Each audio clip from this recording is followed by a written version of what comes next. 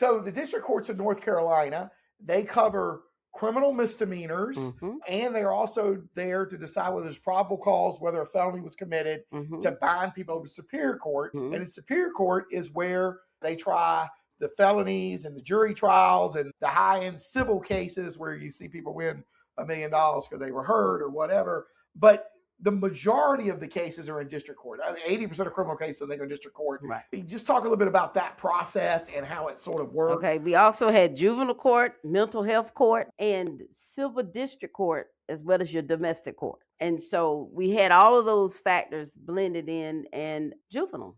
In looking at it, I call it it's almost like you're in the big arena. The district court is actually the largest arena.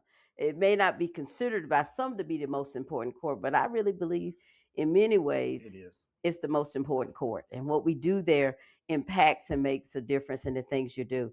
For me, it was a big learning curve because I had clerked, so I knew the law. Of course, I was licensed as an attorney. I knew the law.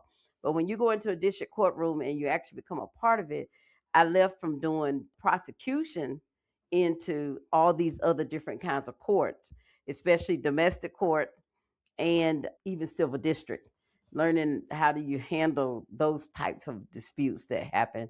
So it was a big task. You rely upon your courthouse staff, whether you're dealing with the judge's staff or the clerk of court staff. A lot of it comes through that. And certainly attorneys, if they do their job, they help make our job a lot easier as advocates of their clients in those arenas. So I think it really becomes a serious task, and you really think about, am I making the right decisions?